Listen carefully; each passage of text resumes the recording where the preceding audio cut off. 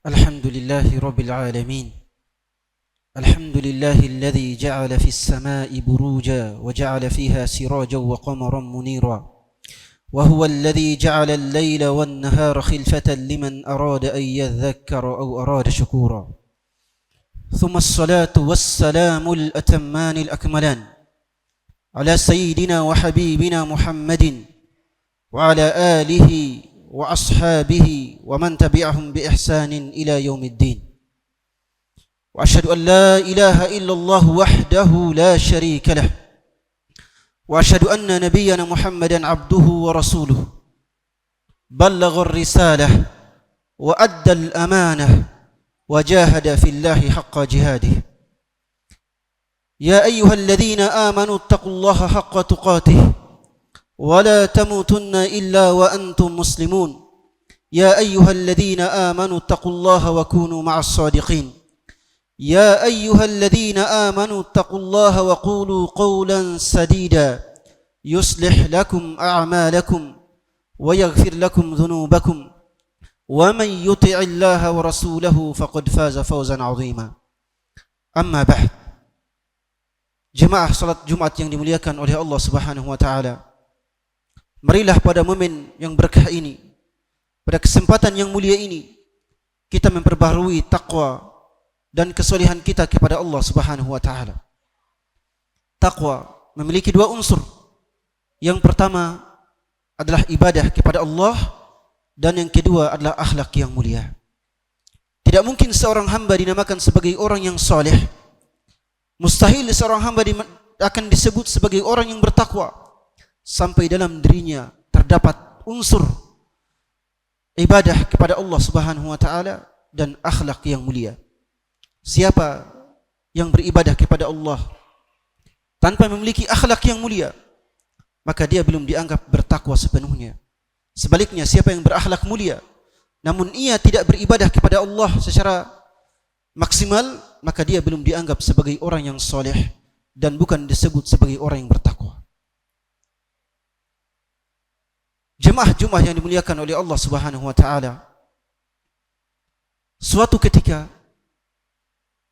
beberapa pemuda dari kalangan para sahabat radhiyallahu anhu, di antara mereka adalah Malik ibn Huwairith al-Laythi al-Kinani radhiyallahu anhu, mendatangi Rasulullah sallallahu alaihi wasallam. Mereka ini tinggal jauh dari kota Madinah. Mereka kemudian mendatangi kota Madinah demi menuntut ilmu di hadapan Rasulullah sallallahu alaihi wasallam. Sebagaimana yang diriwayatkan oleh Al-Bukhari dan Muslim, beliau mengisahkan, "Ataina ila Nabi sallallahu alaihi wasallam wa nahnu syababatun mutaqaribun."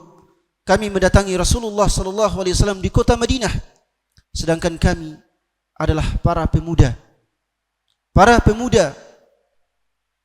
yang berumur sebaya, seperti usia para mahasantri setiba sekalian.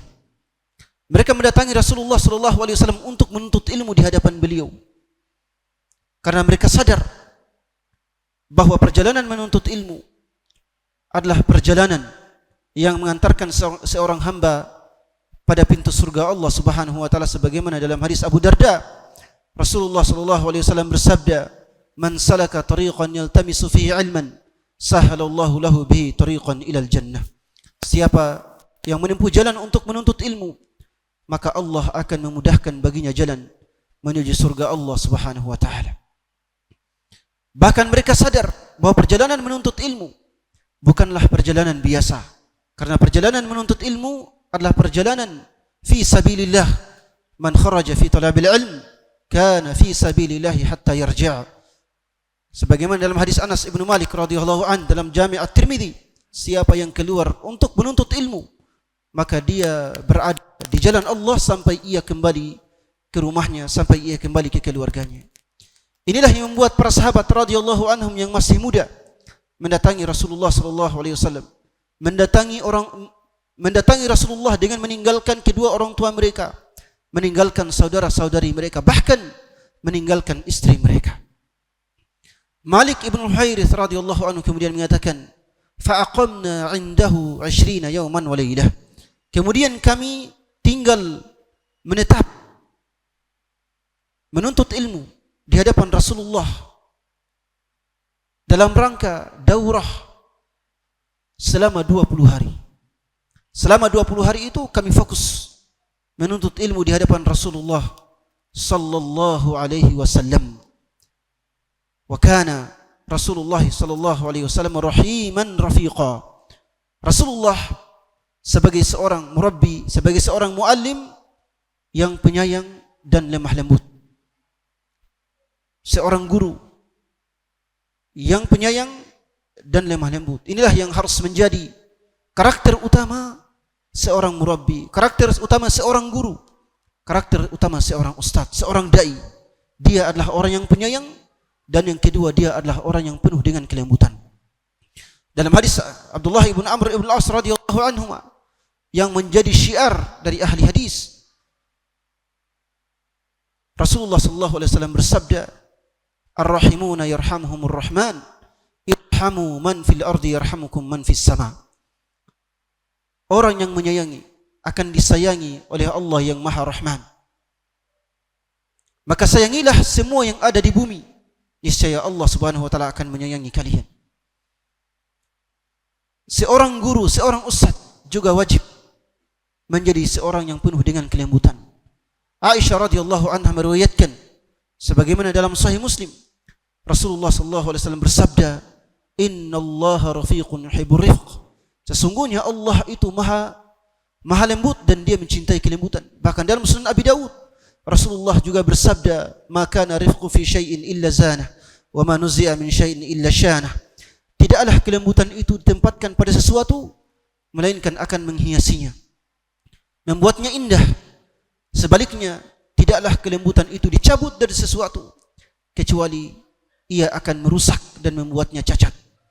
Kelemah lembutan seorang guru, seorang ustadz, seorang dai adalah sebuah keniscayaan, sebuah kewajiban.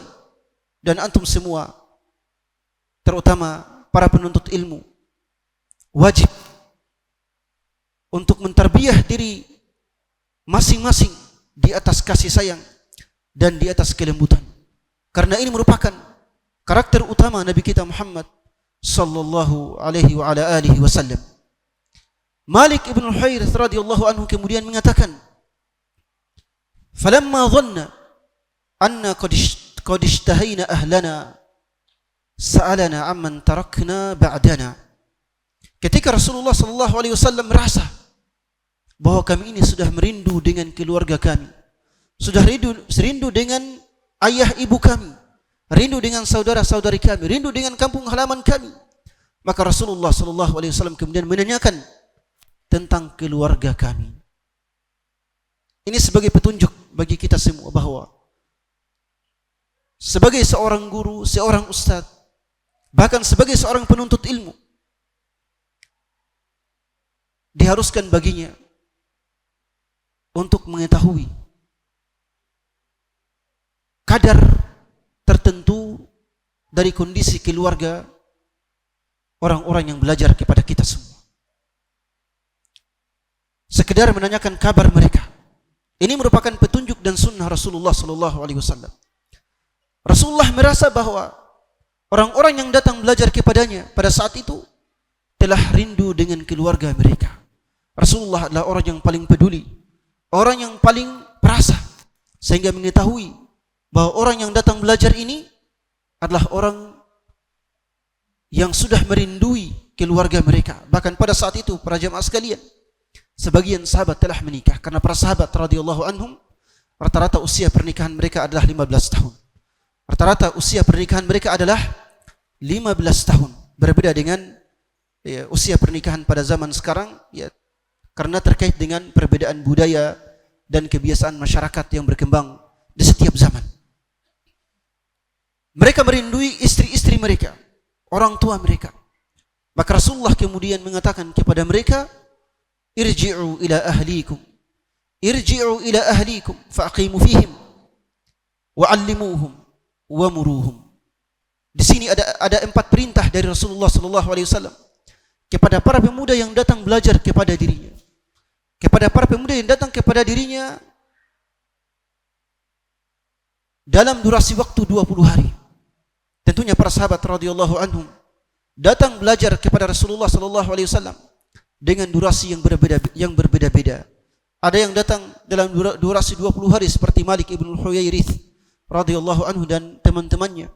Ada yang datang ke kota Madinah belajar khusus di hadapan Rasulullah sallallahu alaihi wasallam dengan durasi waktu 1 tahun seperti An-Nawas ibn Sam'an radhiyallahu anhuma dan juga beberapa sahabat yang lain. Ada yang datang kepadanya selama 2 tahun, selama 3 tahun. Bahkan ada yang setiap harinya datang bertahun-tahun dengan durasi bertahun-tahun untuk menuntut ilmu di hadapan Rasulullah sallallahu alaihi wasallam. Abu Hurairah selama 3 tahun menuntut ilmu di hadapan beliau. Abdullah ibn Umar, beliau menuntut ilmu di hadapan Rasulullah dalam durasi waktu 10 tahun. Bahkan rela untuk tidak tidur di rumahnya, rela untuk tidur di masjid demi kedekatan, demi menuntut ilmu secara maksimal di hadapan Rasulullah sallallahu alaihi wa ala alihi wasallam. Rasulullah memberikan perintah kepada para sahabatnya yang datang menuntut ilmu kepadanya dengan 4 perintah. Yang pertama, irji'u ila ahlikum. Pulanglah, kembalilah kalian kepada keluarga kalian yang kalian rindukan. Karena kalian telah menuntut ilmu, kalian telah mendapatkan berbagai macam pengajaran dariku. Itulah yang Rasulullah sallallahu alaihi wasallam selalu berikan kepada para sahabat radhiyallahu anhu. Beliau sallallahu alaihi wasallam menghabiskan seluruh waktunya untuk umatnya, sebagaimana riwayat yang disebutkan oleh Al-Imam At-Tirmidzi radhiyallahu anhu dalam kitabnya Asy-Syama'il Al-Muhammadiyah, bahwa beliau sallallahu alaihi wasallam membagi waktunya menjadi 4 waktu. Waktu untuk umatnya, kemudian waktu untuk keluarganya, dan kemudian waktu untuk dirinya sendiri. Beliau membagi waktunya menjadi 3 waktu. Waktu untuk umatnya, kemudian waktu untuk keluarganya, lalu waktu untuk dirinya sendiri. Tapi waktu untuk dirinya sendiri beliau bagi lagi menjadi dua bagian. Waktu untuk dirinya sendiri untuk istirahat beliau bagi menjadi 2 bagian. Setengahnya untuk dirinya dan setengahnya lagi untuk umatnya. Makanya ketika para sahabat radhiyallahu anhum mendatangi beliau untuk menuntut ilmu, maka beliau secara maksimal akan menyalurkan seluruh waktunya, seluruh kesempatannya untuk mengajari mereka. Waktu 20 hari adalah waktu yang singkat untuk belajar. Waktu 20 hari adalah waktu yang singkat untuk belajar.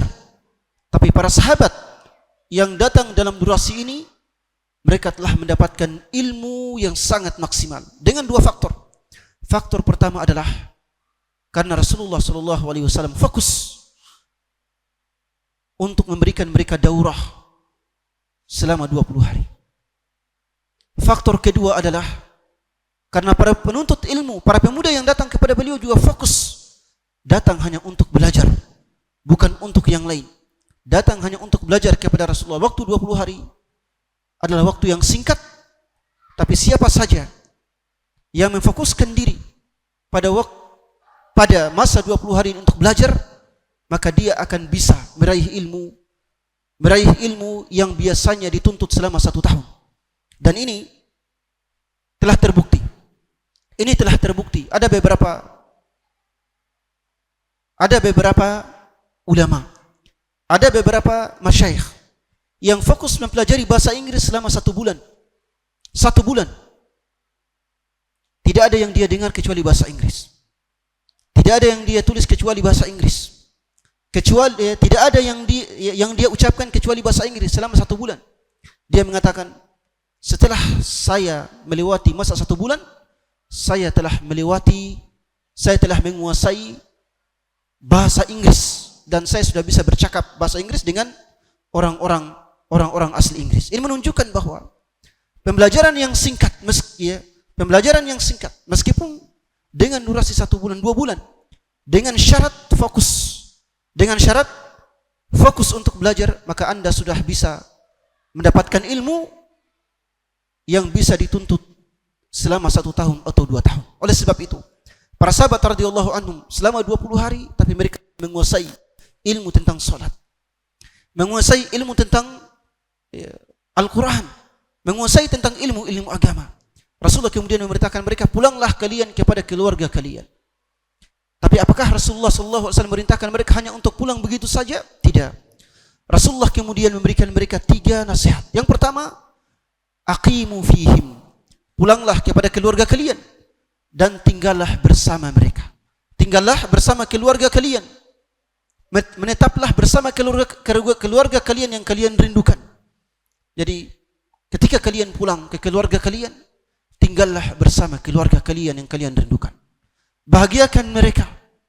Bahagiakan mereka dengan keberadaan Anda di sana. Yang kedua, allimuhum.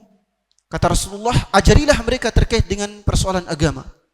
Ajarilah mereka terkait dengan ilmu yang kalian tuntut.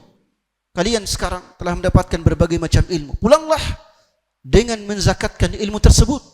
Karena zakat ilmu adalah pengajarannya sebagaimana zakat harta adalah penyaluran sebagiannya. Maka ajarkanlah sahabat-sahabat, ajarkanlah saudara-saudarimu, bahkan ajarkanlah orang tuamu terkait dengan ilmu yang Anda tuntut di kampus yang tercinta ini. Ajarkanlah mereka sebagaimana perintah Rasulullah sallallahu alaihi wasallam, allimuhum. Ajarkanlah mereka. Kemudian yang ketiga adalah muruhum. Perintahkanlah mereka kepada yang ma'ruf dan cegahlah mereka dari yang mungkar. Dalam artian berdakwahlah. Jangan kemudian kembali kepada keluarga, kembali kepada masyarakat dalam liburan, lalu kemudian hanya duduk santai. Hanya duduk santai di rumah, tidak mau berdakwah, tidak mau turut andil untuk mengajarkan adik-adik kita agama. Tidak. Ini merupakan kelakuan atau perilaku yang buruk. Oleh sebab itu, tidaklah pantas bagi antum semua sebagai penuntut ilmu untuk kembali kepada keluarga kalian. Tidak pantas hanya untuk duduk-duduk, tidur-tiduran, istirahat, bahkan menghabiskan waktu untuk hiburan. Itu sangatlah tidak pantas. Apalagi kalau kembali lalu kemudian menghabiskan waktu duduk dengan para preman, duduk dengan teman sahabat-sahabat yang buruk, yang bisa mengajak kita kepada kemaksiatan. Oleh sebab itu, marilah kita semua sebagai penuntut ilmu untuk mendengarkan, mengimplementasikan 3 perintah Rasulullah sallallahu alaihi wasallam dalam hadis ini ketika kita kembali kepada keluarga kita. Yang pertama adalah membahagiakan mereka, membantu mereka, jangan hanya tidur, bantu orang tua, bangun kedekatan dengan orang tua. Kita sangat sedih mendapati para penuntut ilmu tapi dia tidak dekat dengan orang tuanya. Mendapati penuntut ilmu tapi jarang berbicara dengan kedua orang tuanya. Bangun kedekatan dengan mereka, bahagiakan mereka. Yang kedua, pulanglah dengan membawa misi pengajaran ilmu. Pulanglah dengan membawa misi pengajaran ilmu. Atau kalau merasa bahwa ilmu masih kurang, pulanglah dengan membawa misi untuk terus belajar. Untuk terus belajar, banyak membaca, mendatangi halaqah-halaqah ilmu yang ada di luar sana. Tentunya halaqah ilmu yang diampu oleh para ustaz-ustaz yang bertakwa, dalam artian rajin beribadah kepada Allah dan berakhlak mulia. Karena ada banyak ustaz yang tidak berakhlak mulia. Kemudian yang ketiga adalah pulang dengan membawa misi dakwah ilallah jalla wa ala. Walaupun mungkin ada yang merasa ilmu saya masih kurang, tapi marilah berdakwah sesuai dengan kemampuan kita. Ud'u ila sabili rabbik bil hikmati wal mau'izatil hasanah wajadilhum billati hiya ahsan. Aqulu qawli hadha wa astaghfirullah li wa lakum wa lisairil muslimina min kulli dhanbin wa khati'atin wa zalal fastaghfiruhu wa tubu ilaihi innahu huwal ghafurur rahim.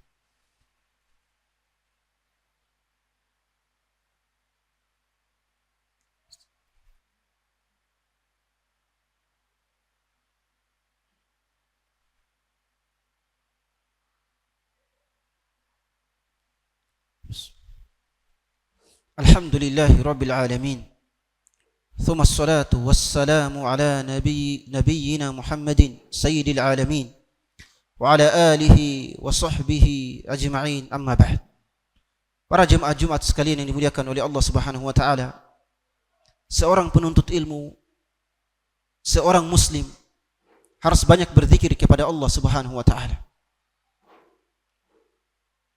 Ada 2 zikir yang dianjurkan oleh Nabi kita Muhammad sallallahu alaihi wasallam. Bahkan dianjurkan oleh Allah dalam Al-Qur'an.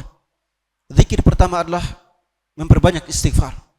Zikir pertama adalah memperbanyak istighfar.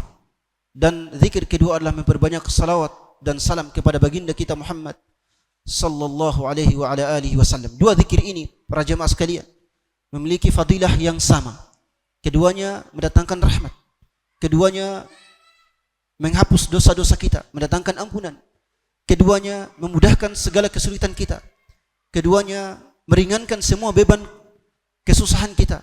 Keduanya mendatangkan kebahagiaan dunia dan akhirat. Oleh sebab itu marilah kita semua memperbanyak dua zikir ini pada hari Jumat dan di hari-hari yang lain.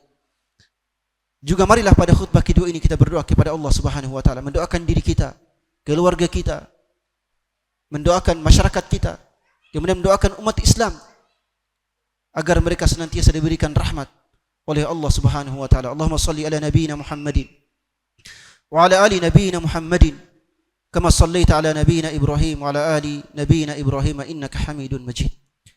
Allahumma barik ala nabiyyina Muhammadin kama barakta ala ali nabiyyina Muhammadin kama barakta ala ali nabiyyina Ibrahim fil alamin innaka Hamidun Majid.